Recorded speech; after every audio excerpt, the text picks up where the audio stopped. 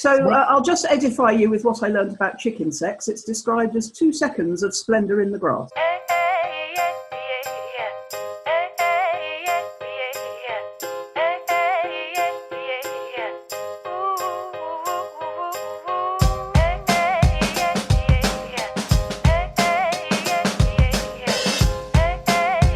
Welcome to Own It, Your Business and Your Life, with Nicola Cairncross and Judith Morgan.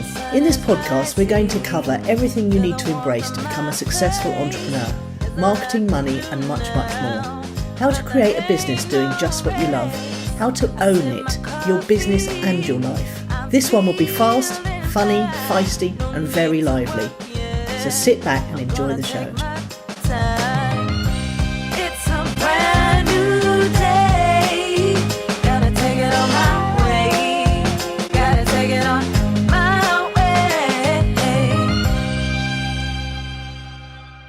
Morning. Morning, Bird. How are you? I'm very well, thank you. I'm in Shoreham. And I was going to say, Blighty Bird. Yeah, Blighty Bird now. I've got a view of the river and the sea from the flat living room where I am. Nice. Yeah, it's very nice. I like to see the water.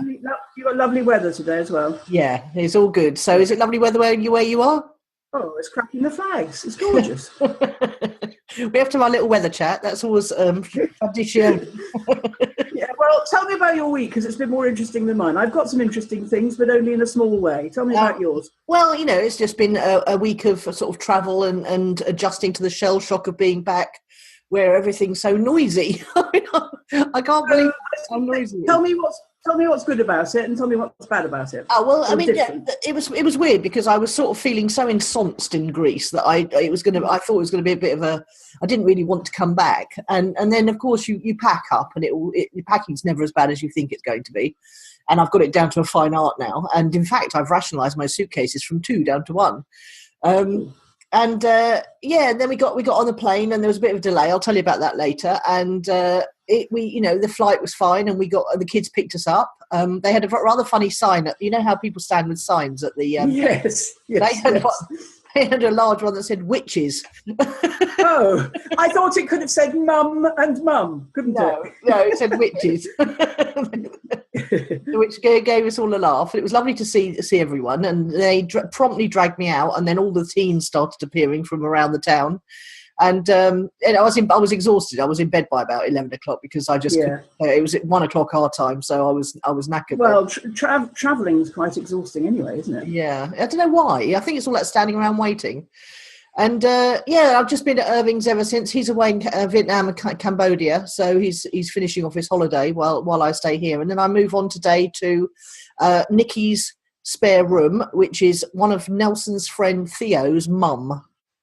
And I've met her once for a night out in a pub. And when Nelson said, Mum's looking for somewhere to stay, she said, oh, yeah, sure, no problem. So I'm feeling, I'm sort of pushing through because I'm not someone who likes to go and stay with other people. I always feel a bit awkward and uncomfortable. I prefer to be in a hotel or whatever. But, this is quite a long period of time. So I needed somewhere I can come and go from. And how long will you be there for, do you think? All the time? No, I've got visits booked up pretty much every week around the country. But your base will be with Nikki all of the time. Yeah. So you'll go and from. Yes, Nikki. Exactly. Yes. Yeah. Yeah. Okay. So I'm sort of I'm looking forward to it. She's not there. They're in Wales till the weekend, so I'll have a few days there with just. And she lives in Shoreham, does she? Yeah, she does. Yes, just around the corner. Whereabouts roughly? Still looking same views as you've got today, or different? No. She lives in a very quaint little Victorian house round the back of the station, so very convenient and short walk to where my kids live. So. Okay, so a bit like your house you were in before, Heather's house, little quaint. Yes, similar sort of setup, yeah. But okay. I've already noticed that I'm walking much less. I mean, I only I've been to the co-op twice and been to the pub, but that's it. So I'm sort of quite looking forward to being forced out of my little comfort zone again because it's just not something I do for pleasure. But when I have to do it for, walking to get somewhere, I don't mind it. Yes. But so I'd lost nearly 3 stone, which is quite a bit of a shock. Oh, brilliant! I know. And have you seen Sarah's children? And where is Sarah living? Is she with them? Yeah, Sarah's over in Worthing, staying with Chloe right now. So okay. Apparently Chloe has a boyfriend, and she spends a lot of time around. So it'll be fine for the first week or so, and then. Sarah... And have you all seen Heather over the Easter weekend? Yes, yeah. No, Heather came over straight away with Katie, the female conductor friend of hers, who's doing great things in the conducting world. Yeah, we all got together in a local pub and had something to eat and caught up on all our news. It was lovely. Oh, good. So is that it? Have you got anything more to tell me in this section? Only that my gadgets are playing up. I woke up this morning and Irving's lives up near the high street, and it gets very light here very early, doesn't it? About 5 o'clock or something. So I think I'm waking up about 5 thinking it's, whatever. Anyway, I leapt out of bed at one point thinking it must be quite late. And two of my gadgets told me it was 10 o'clock and two of them told me it was 8 o'clock. And they're supposed to adjust themselves automatically, but I had a nervous breakdown thinking I was going to be late for the call, and I know how much you hate to be kept waiting. But then it turned out to be 8 o'clock, so it was all right. Well, how funny, because actually I've returned to 750 words this morning, and two of the things that I wrote down. Well, first of all, one of my gadgets started playing up yesterday afternoon, which was weird. It wouldn't let me download emails on my laptop, but it would on my iPad, the two of which are synced.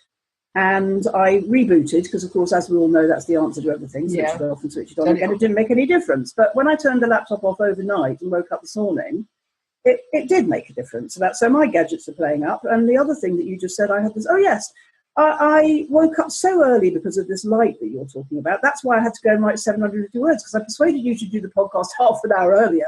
And then I thought, shit, what am I going to do with 3/4 of an hour to fill in the time between now and then? So funnily enough, we both experienced the same thing this morning. Weird gadgetry, and up so early. Is it so? It's lighter. What you're saying is it gets lighter here earlier than it does in Greece. Yeah, it's very strange in Greece. It must be something to do with being nearer the equator. It doesn't get light till about 7 o'clock, and then it gets dark very suddenly once the sun goes down at 8 o'clock. Yes, so it's a lot more definite. Yes. Okay. It's not near the equator, but it's nearer the equator than the UK. Yes, and that reminds me why I have 12-hour days in St Martin, because we're bang on the equator. Yeah, got you. Okay. So I've had a haircut, and I'm rather bald. I've been scalped, which is not a bad thing for me because my hair grows very quickly. And I've had it cut rather dramatically because I want it to look nice on the 13th of May, which is my brother's party, which we're still working up to. Oh. And I went over to see them over the weekend, had Sunday lunch on Easter Sunday with them, had 4 days off of the weekend, thoroughly enjoyed myself. The big news from my brother's house is that my sister-in-law has built herself an igloo, and the 3 chickens are coming imminently. So we had quite a lot of fun Googling things that we should know about chickens, like how do they have sex, why are some eggs fertilised and some eggs not fertilised, and all sorts of things. 3 urban adults were trying to work out what we needed to know to become chicken keepers after my mother's parents were farmers for eons. I love chickens. I just love them. I know you love chickens. I don't know why. We're slightly worried, actually. Anne built her own igloo, which was quite good fun. What is an igloo? And, an igloo is the little thin house that they live in, like an igloo. Get the joke? Yeah, I do, but I'll have to Google it to have a look at what it looks like now. Okay, so it's a little house up a ladder. It's EGLU is how it's spelled. Oh, okay.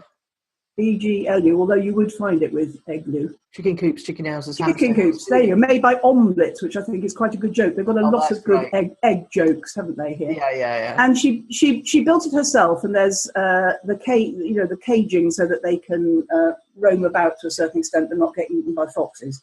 So there's a lot of excitement about the impending arrival. And my youngest nephew said, where do we get them from? She said something like, we're going to meet them off a train. I mean, it sounded like some, the railway. The railway children will go to the station to fetch the chickens. I don't think it's good. Anyway, there we go. My family are moving into chickens, which is quite weird, actually. It's big business, actually. I've got another person who I know, who I met when I went to Australia last year, who does chicken caravans.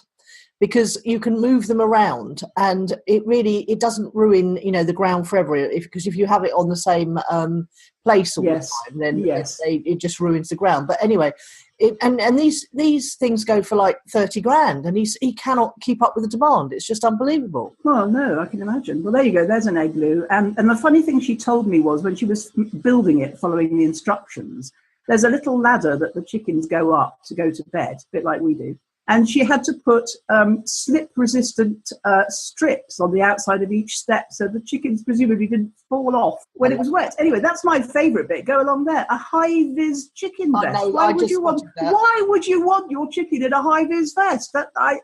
Answers on a postcard, please, listeners. I don't get that one at all. I do think it's very funny. I imagine it's so that when the chicken crosses the road.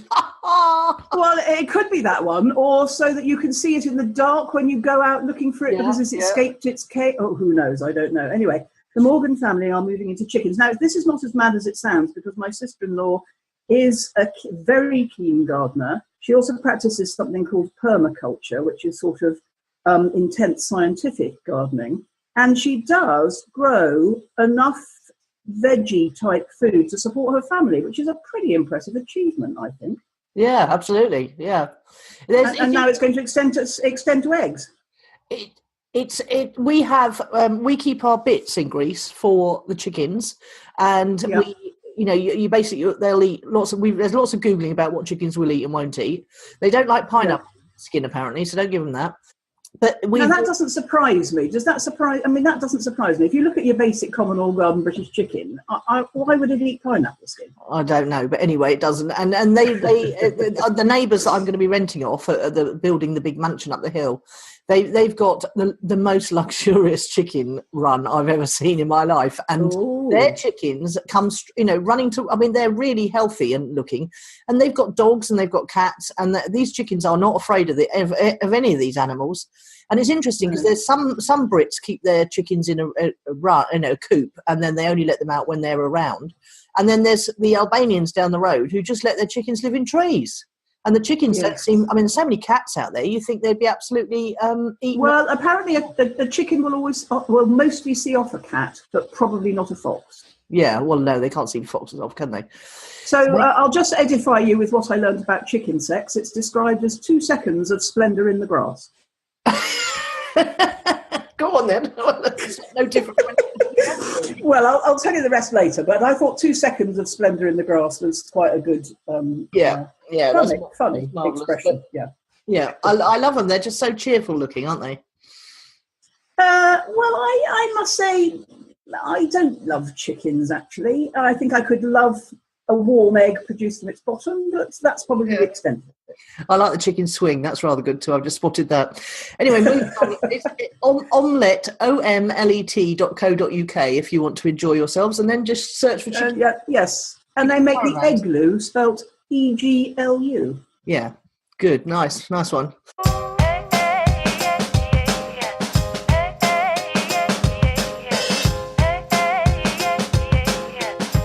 So that's kept us going.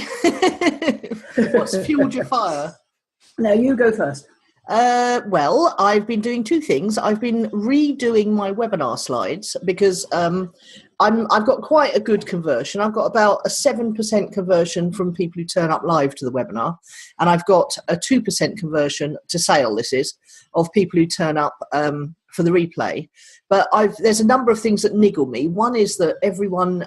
I mean, I don't understand. I don't know why whether everyone else gets this, but when you're on an automated webinar, the chat is always disabled because it's very rare that you'd have someone sitting. If you're going to have a webinar that's on demand, so you can watch it when it's convenient for you, then it stands to reason that the person hosting the webinar isn't going to be there because obviously it's on an automated webinar system, and that means the chat's going to be disabled. Well, I regularly every day get sort of between 3 and 5 people using the question box to tell me that the chat's disabled, and I just can't understand whether it's just me, whether it's just my audio. Anyway, so I wanted to redo the webinar slides to say at the beginning that if you're watching this on demand or a replay, the chat will be disabled, because I'm just, it makes me feel like I'm not doing it well enough, but it's not something I can do anything about. Do you know what I mean?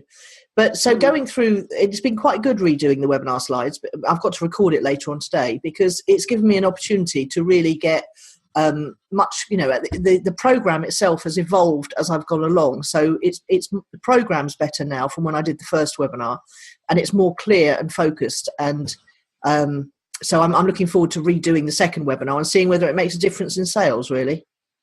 Okay. But that's what I've been up to and fueling my fire. What about you? Okay. Well, mine's quite an interesting one that's been raging since Sunday, actually.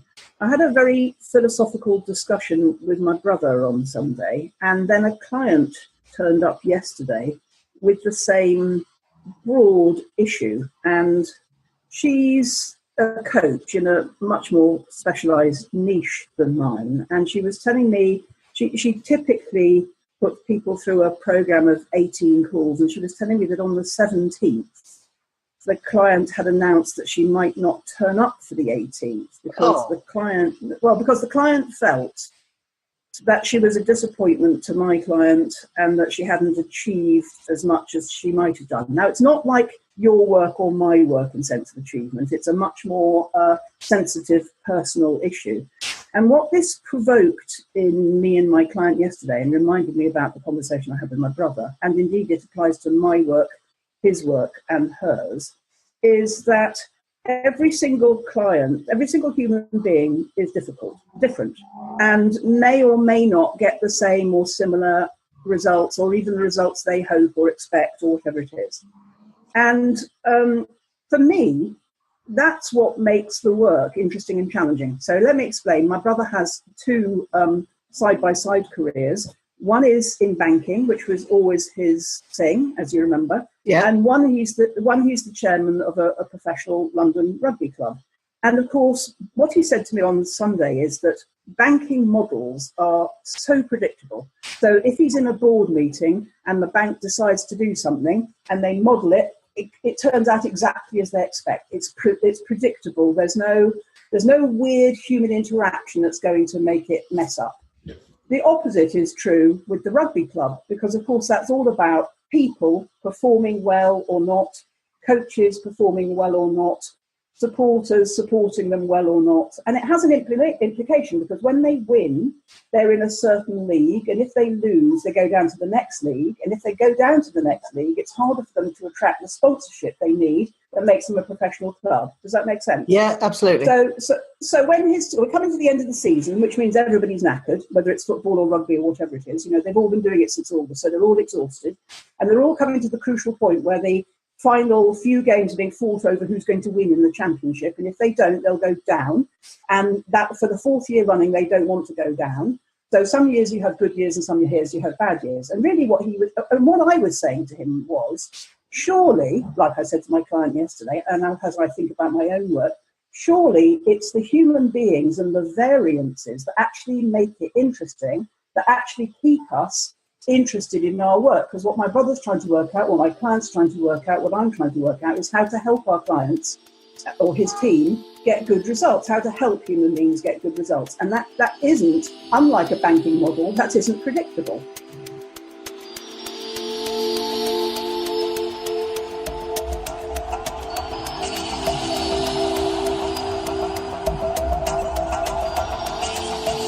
Would you like to showcase your business, product or service to between 400 to 600 highly engaged solopreneurs and business owners every week? We can offer a 30-second mid-roll slot and sponsorship branding on our website and in our private Facebook group. Just contact Nicola at nicolacairncross.com for more details.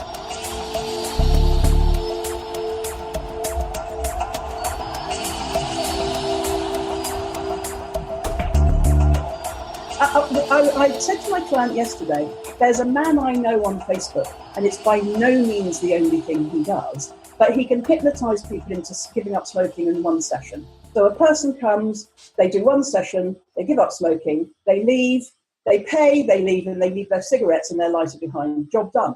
There's no long-term relationship with it, won't it work. With giving up smoking with hypnotism, it's like a 90% success rate if the client really wants to give up. 10% fail, they come back, they get another session. The point is, do I want to fix my clients in one session? Does my brother want to fix his team in one easy thing? No. The challenge is, what's fueling our fire is the challenge of looking for new ways all the time as human beings change and as business circumstances change, of helping people get the results we all want. And it's not predictable because, you know, you and I don't get the same results. No two people get the same results. No two sports teams get the same results. Yeah, it's fascinating. In fact, let's roll it into client challenge of the week, because I don't actually, I don't have a major one unless we were going to talk about the other one from. No, I'm saving that other one. I'm not. You need to warn me to do that other one because I've got to go back and print off all the emails and everything. Okay. Well, let's talk about this then, because you said that the client wasn't going to turn up for the last call because they felt they were letting the coach down, and I've got. Well, no, I think the client was disappointed. I think the client was disappointed in her own, you know, quite a lot of my clients wither on the vine because they think they can't turn up and tell me again they haven't achieved anything. I know, and that's the only time we can help them is if they turn up. Well, and I think the other thing is that I don't think it's true to say of this particular example that the client, well, 2 points. One is the problem that my client addresses with her clients is something that's taken a lifetime to accumulate. To expect that to be resolved in 18 sessions, she does 12 of those sessions weekly and then it slips to fortnightly for the last 6. To expect that problem to resolve itself in that short period of time, and it's taken a lifetime to apply it, is just ridiculous. But it's what people expect in this day and age, that problems can be solved overnight. And my brother was saying, he was telling me another interesting example, which is he and his wife have a Pilates teacher that comes to the house, and she's been coming for more than 2 years. The results they get are exponential. The longer they have skin in the deal and they turn up and they do the work with her, the more flexible and strong, more flexible their bodies become, more strong. And I said, this is just like my work. I'm in my 2nd and 3rd and 4th year of working with clients and get better results all the time. But, you know, I went to one Pilates class once, it was so hard I left and never went back. Unless we dig in, we're not going to get the results. I think so. There's the expectation that you're going to solve a problem overnight, like my hypnosis friend. He can solve it floating in 1 session. Okay. But I said to my client yesterday, would you want that? Would you want to sell? It doesn't apply to her niche, okay? But if you could, would you, like this afternoon, I'm taking the car to the MOT, okay? He's going to fix it in 1 session. I won't go back for a year.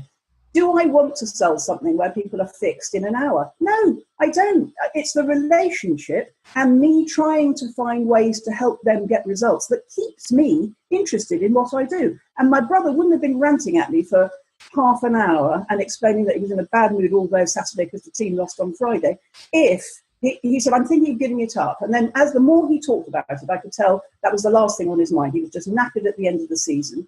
And it's terribly disappointing when something you care about a lot doesn't pan out the way you hope, because you're reliant not on systems like banking models, but on human beings and performance. Yeah. I'm reminded as we're talking of, because I'm really good at being a girly SWAT, and I love turning up and reporting in and being deadline driven and being, results orientated, so that I wouldn't be able to, for example, they're all meeting at Right Club this week, today, later, and they're 2 hours ahead of me, and I haven't, because I've just been travelling and then knackered, I haven't submitted my outline of my book. And I'm going to force myself to do it straight after we finish, because I don't want to let anyone down, or because I've said I'm going to do it and I want to do it. Yeah. And so I respond very well to things where, you turn up and work with a coach, because I will always try and do more if I say I'm going to do it to someone else than if I said it to myself. I don't know why. Yeah. And then we tried when we were away, because Phoebe wants to grow her business, and she's getting some promising results. She went to a networking meeting the other night and met someone who wants her to quote for a video, and we tried doing proper weekly meetings, and I tried that with both the kids, and I used to try it with Sarah, and all of them resist it fiercely. They actually feel very depressed by that. I don't think it works in the family. I don't think it's anything to do with the family. I think some people just like it, and some people, like you say, it makes them feel they haven't achieved as much as they wanted to. So it makes them feel inadequate. Well, and I think it's a cousin then of what we talked about last week, comparisonitis, isn't it? Because they're comparing. Who can you compare yourself? You can't. Phoebe and Nelson and Sarah and you and me, we can't compare ourselves to anybody else in a way that's productive. Yeah. So why? So we know that weekly meetings and huddles and things like that work in a business environment. So why does it not work in a coaching environment? My biggest challenge is to get people, after they've joined up to one of my courses, is to actually show up in the membership area and ask for my help. I put a disproportionate amount of effort into getting them in there and then getting them to ask for help. And the other thing is, the app's helping actually, because they can ask a question from their mobile phone wherever they are and wherever that question appears, because otherwise they would have had to wait till they're in a place where they could type it in, somewhere else. So it's as easy as using Facebook now, and that's definitely helping. But still, people are not popping up and asking questions as often as I would think they would, given that they've got unlimited access. I think questions are quite a hard thing because it's not always a question. That's why I try to encourage people to just come and talk and tell me how they are and let's see what happens. Type of thing. Yeah. But I think I actually said to my client yesterday when she was disappointed, I think, about some outcomes with some of her clients are better than others. I said, your client cannot have gone through 17 sessions with you and not have picked up something of value, whether or not she can see it today. So at some point in the future, I wouldn't mind putting a bet on the fact that you'll get an email that says, I didn't realise this at the time, but thank you so much for X, Y, and Z. I realise now that was the beginning of my journey or the next leg on my journey, or, I had unrealistic expectations of immediate results or something like that. You just can't, if you turn up for 17 sessions, you cannot not get a benefit. Sucked up something of value. Yeah. And also, and I think a coach definitely has to detach themselves from a client's results. Yeah, totally. Otherwise, you'd just be you'd be comparing yourself to other coaches in terms of results. There's several things popping into my head now. That's why gamification is on the rise, because I've got a mate, Pete, who's like a global expert in gamification, and he's been flown all around the world to talk to, corporations about gamification and how they can best use it. Basically, gamification is the principles of play. These big multiplayer games like Call of Duty and things like that. They pioneer the way to get people to participate and to achieve goals and work through the levels. And they're starting to realise in corporate culture that this is a great way to get people to do the things they want them to do, i.e. use a CRM properly or use, Salesforce properly or whatever it is, by gamifying it. And that means giving them badges when they reach certain levels and all that stuff. And even my Fitbit's doing it. I've reached the Serengeti level of I've walked the Serengeti, Judith. So the interesting thing about that is when you describe it, that wouldn't turn me on at all. So that makes me rather like Sarah and Phoebe and Nelson, actually. What, you resist it? Well, so 750 words, you get those badges when you've done all sorts of things. And I got them on Duolingo as well. And it was quite motivating on Duolingo because I was only playing myself. I'm not interested in, being better than anybody else. I'm only interested in me. No, I totally agree with you. Getting the Serengeti badge was not something I was striving for. And in fact, I didn't even... No. I didn't know it existed until I was given it. but in a corporate environment, for instance, I might be rewarded for a Serengeti badge or equivalent that would be a game I would just opt out of. Yeah. But then I'm not an ideal corporate type. So the reason I'm telling you about this is because some of these things, these learning platforms that people are starting to use are gamified and, that teachable and Thinkific and all that stuff. Some of them are beginning to introduce this. And in fact, the Zen4o software that I've got has got gamification plugins. So I'm thinking about using those and to encourage if those people who care about such things might be encouraged. I think that's a good idea. I think it would work well in your app-based question asking forum. Yeah, I think it would too. So I'm definitely thinking about that. And the other thing is that I'm using intercom.io, and that's really good because it gets installed on your app, it gets installed on your website, it gets installed on your membership site. And it can tell you when people are slipping away. So if someone hasn't visited your website for a while or hasn't logged into the forum for a while, you can just send them a nice little message that says, I noticed you haven't been around for a while. Is there anything I can help with? Yes, I'm in two lines about this because I do that a bit to my small business big magic people. If they don't turn up for one of the calls for more than a month, I go, where are you? What are you doing? Are you all right? Yeah. Come and talk to me. And then I find that I flip-flop between doing that and thinking they're adults. In fact, I had another client yesterday who was telling me that she, like me, she sells, a number of sessions for a period in advance. And what should she do about the people that, have paid and not taken up sessions? I said, well, I do keep a sheet recording that, but I think it's the client's responsibility to, we've got to treat them like adults a bit as well, haven't we?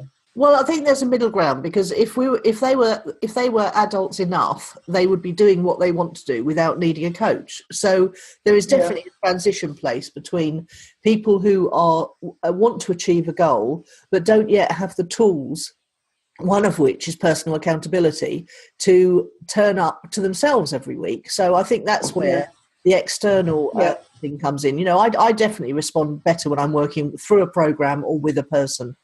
Because I'm highly motivated. I get up every morning and think, what else can I do to make my business better and more successful? But I still find the extra motivation comes from working in a group where there's a little bit of public accountability. So I think you're right. We should all be responsible for ourselves, but people aren't, and that's why they sign up for coaching programs. Yes. So and because every client that signs up in all circumstances, and because every team member of my brother's rugby club is a human being, we don't all get the same outcomes.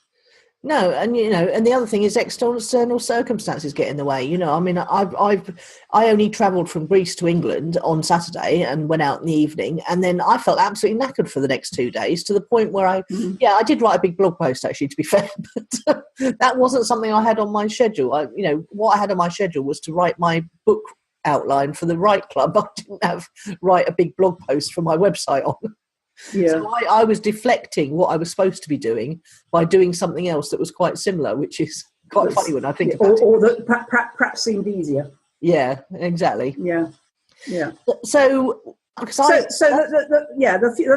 philosophical discussion is around people and performance, and it's around how, if you're the chairman of a sports club or you're a coach of any particular sort of program or group of people, how to help them get good outcomes or good results that when you're working with people individually are not the same, but they're of equal value. And when you're working with a team, well, unfortunately, in professional sport, they're terribly measurable because it's on the telly and everybody can see in their league tables. But and it matters there because there's money involved. Yeah. But where the fuel your fire issue came from was, would my brother or my client or me want to be involved in something that could be fixed in one session? No, because I think we're engaged by using our brain. I mean, I use my brain for my clients both in the sessions and outside the sessions, and even when I'm asleep and wambling around the house doing chores, to dream up ideas that might help them have a breakthrough or might help them. I mean, I was reading a book over the weekend recommended by a client, and I got to a series of words in it. I thought, oh my God, no wonder she recommended this book. This is so right for her. And went to our group and said, that book you recommended, it's got this marvellous expression in it, and this seems important to me for our next session. I can't help myself to do that. Now, that wouldn't have been of value to anybody else in that group. It was very specific for that woman in the wording. And this is what I think, well, I know it's what engages me, and I know it's what was frustrating my brother, which is, if this was easy, we wouldn't be interested in it. No, absolutely. I've got a couple of resources, by the way. If people are working with teams, there's a book I read. Well, the one book I keep recommending, which is Traction. That's really good for setting up, meetings and agendas that facilitate people working together better, rather than making them feel on the spot and inadequate. That's really very good for that. And there's actually, if you don't want to read a businessy type book like Traction, they wrote a book. It's a bit like Rich Dad Poor Dad. They did a version based around a story of a bunch of people who were trying to transform a business, and that was called Get a Grip. Gino Wick is the author on both of them. But there's another little book I want to recommend that was recommended to me by Rich Sheffrin, and it's called Great Boss, Dead Boss. And it's a really weird title for a book that is absolutely brilliant. The first few pages are a bit odd, so if you get past that. And it's all about how people work in tribes. So if you're working in a big corporation, or like your brother is, there's not just the groundsman tribe, There's the tribe of people which is comprised of some of the groundsmen and some of the accounts people and some of the managers who like to, I don't know, go and have a curry on a Friday night. It's all about how we organise ourselves as humans into shifting tribes. There's, so you've got the obvious tribes like accounts department versus groundsman. And then you've got this shifting tribe of people who've got similar interests and values. And it was a real eye-opener book for me about how people work in big organisations. I loved it. That sounds interesting. And I've seen that in my friends who have corporate jobs, including my brother. I've seen them do that, actually. What, shift tribes? Or involved in, well, in fact, my brother was telling me over the weekend that he's involved in 4 different mini tribes. I didn't think of it in that way when he was describing it, but, I've seen my corporate-y friends and family members do that thing. They couldn't work in corporates if they weren't natural at doing that, i.e. joining the curry club. Yeah, it's definitely a personality thing, isn't it, or genetic thing? Yeah, it's what's called go along to get along. Go along to get along, yeah. It's what greases the wheels in a corporate environment, is your ability to get on with other people across all strata. Yeah, it's one of the reasons I've never been any good I just don't see the politics. I just can't, I'm oblivious to it, and I end up the worse off for that. So that's our client challenge of the week. I'm not sure if we've come to any conclusions, have we, that might be useful? No, but the discussion itself might trigger useful thoughts. I'm going to call it people and performance, because it seems to me that's what it's about. How to get the best out of people. Yeah. And actually, it's reminded me that I don't use my mentor as often as I should, because, like you say, I don't necessarily have a specific question. And I feel that just to turn up and chat would be a waste of his time. But that's obviously what he's there for. So I might. Well, and also, maybe something comes out of that, which is, I think it is hard. Do you have any questions for me? I think that's a hard question to answer. Something's just popped up, actually. He does encourage you to do a weekly goals for next week and reporting in on how your week was. And I think those little roundups, which actually one of my best employers used to use, Benny Gray, he used to say, I'll have a weekly meeting with you and it'll be impromptu and we'll just talk about, what's happening. He said, I'm here for you with any challenges, come straight to me with those, but don't leave work on a Friday night without writing me a few paragraphs about what you've achieved this week and what you want to achieve next week. And in my Club 100 we do that, and it is valuable, I think. It is, because it gives you a simple structure to work to, where you're reporting in and thinking about your week and reviewing it. So, and I'll tell you what it does do is that the things that you're really serious about in your intentions eventually get sorted out. And the things that stay on that list week after week after week eventually fall off because you've no intention of doing them, and they were Yeah, so that's a good one. A weekly roundup, good accountability to yourself, and it helps your mentor. Also, the other thing it does is it helps your mentor see if you're going down the wrong track, because I could save someone. Well, I like to see their mental state. Actually, that's what I like to see. Are they positive, cheerful, upbeat, or are they have they completely disappeared because they're ashamed of their lack of anything to tell me? Yeah.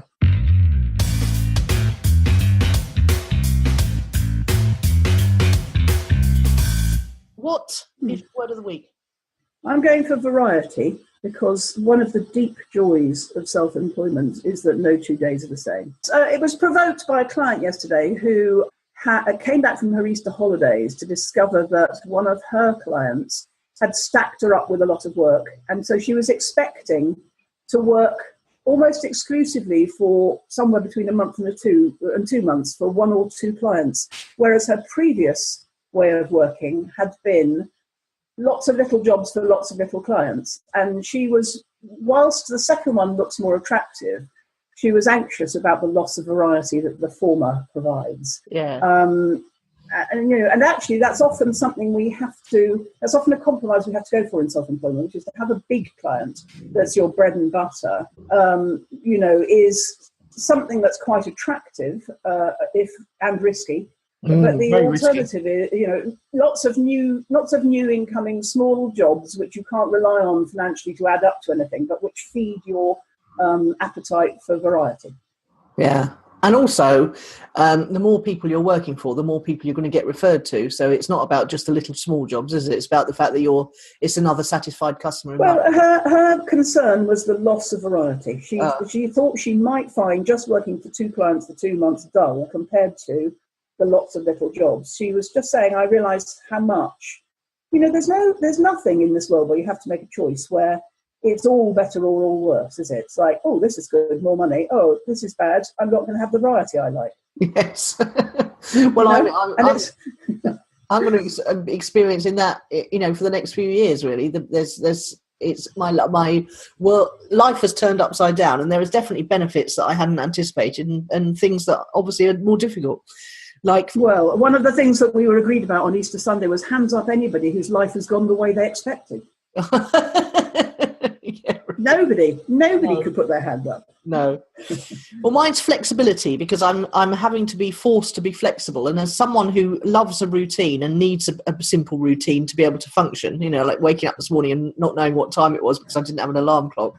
It was, but I'm welcoming it and embracing it, and every time I feel myself feeling panicked or what's the word I'm looking for, or and if negative emotion, I'm just reminding myself that I wanted flexibility, I wanted freedom, and I wanted, variety, as you say. So I'm going to just force my way through the uncomfortable feelings and get on with it. Yeah, I think that's a good thing. I have similar challenges myself. I like a routine. I like to know where everything is. And I do the same thing as you. When flexibility is forced upon me, I think this is good for me. It will keep me young, stop moaning and crack on. Yeah, absolutely. The only thing is I've lost my Fitbit charger lead. That's the only thing I can't find. And of course, it's become a staple of my life. Well, A, it will turn up, or B, they're not expensive to order another one of those, I don't think. I've seen many a client lose those.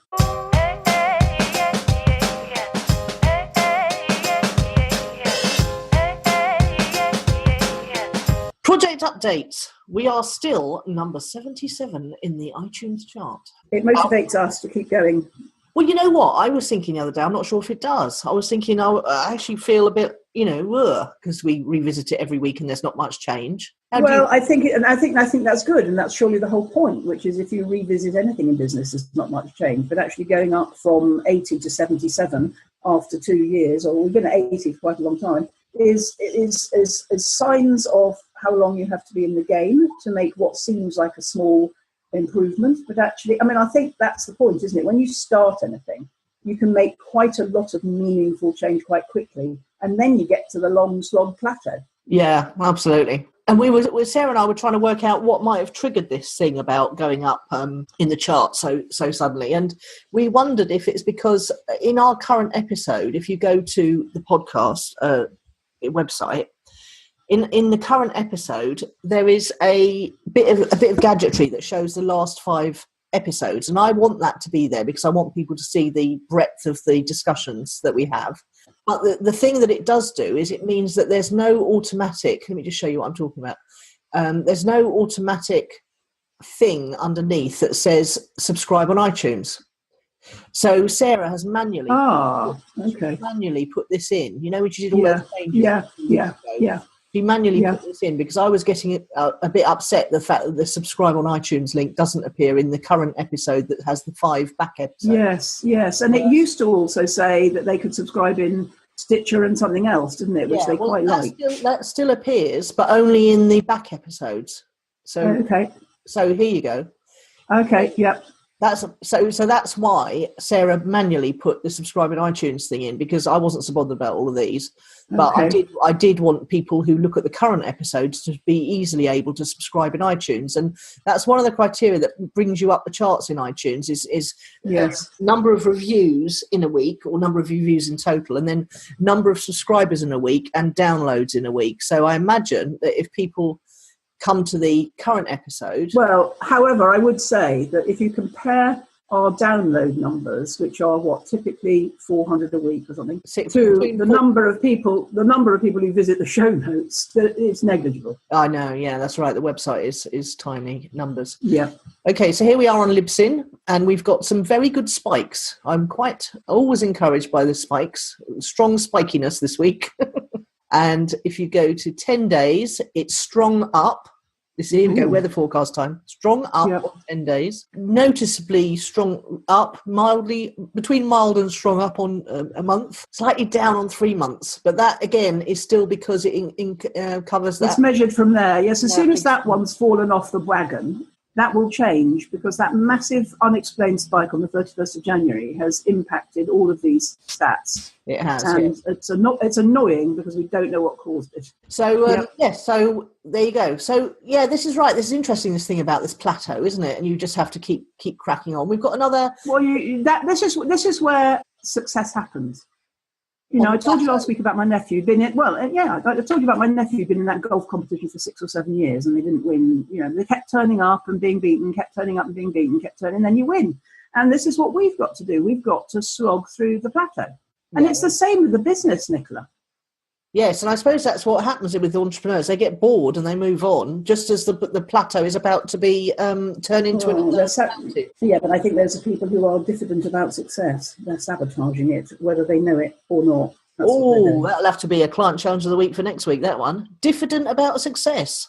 We've done that one before. We know that. People are, I had to be taught by a reader of my newsletter that people were frightened of success. What are you talking about? I was only ever frightened of failure. I didn't know there was such a thing as being frightened of success. Well, we might have to revisit some of our topics before. I'm sure we've got more things to say about certain things.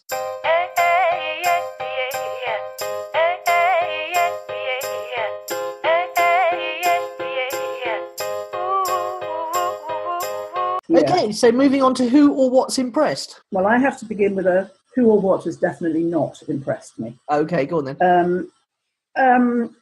It's MOT time for me on April the 22nd, which is 3 days away from where we are now.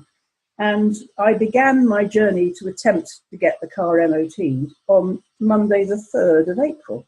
And I made the phone call that day, and I booked it in for Monday the 10th, which gave me plenty of time.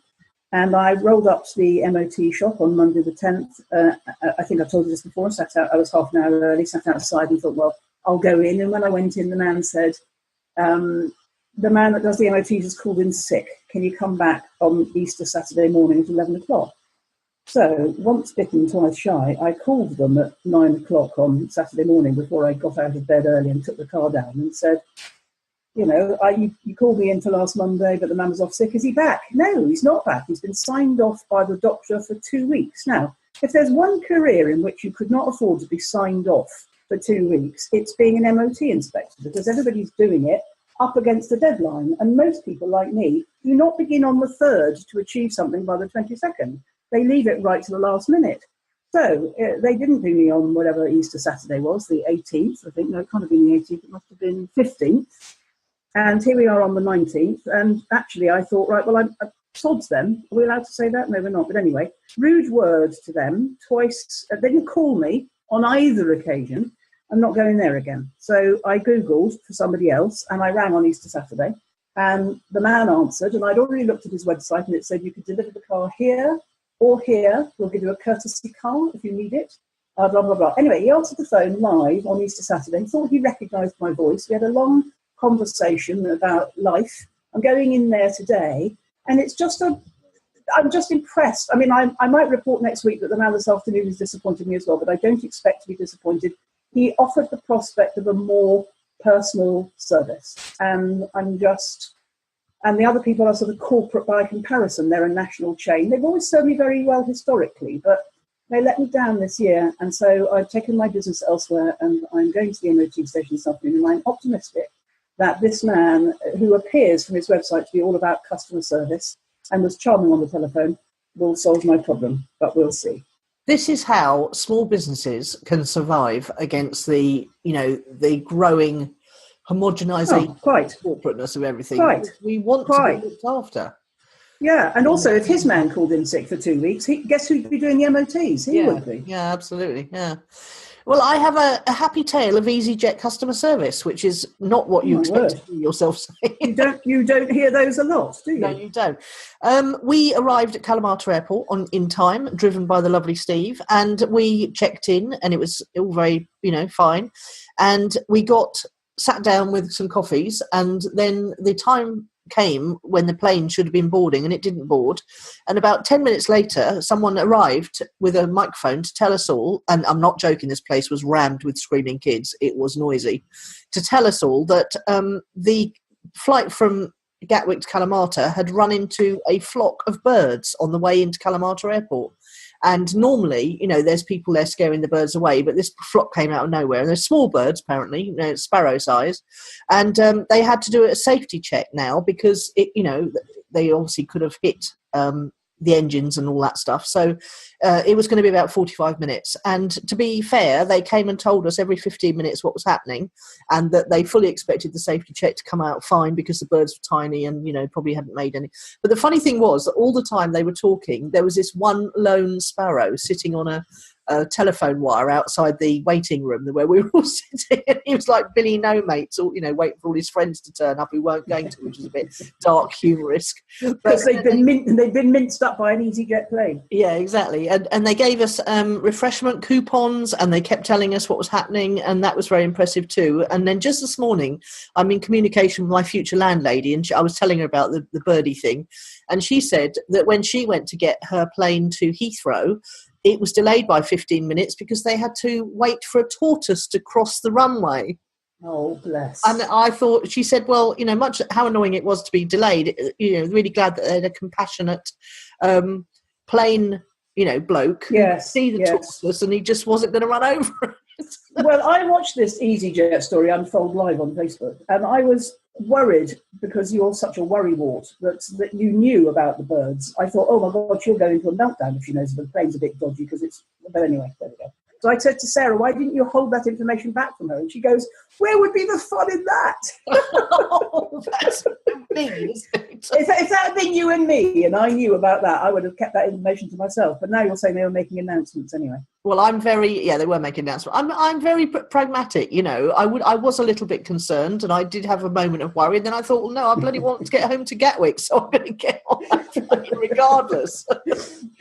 I'll flap the wings myself if I have to. Yes. Okay, that's good. That's us done. And who knows where I'll be next Wednesday, but I'll see you same place, same time. Okay, see you then. See you later. Bye. Bye. You've been listening to Nicola Cairncross and Judith Morgan. The podcast is called Own It, Your Business and Your Life. Do come and visit us at ownitthepodcast.com. We'd love to hear your feedback. You can find out more about Judith and visit her on her website at judithmorgan.com, and you can find Nicola at nicolacairncross.com.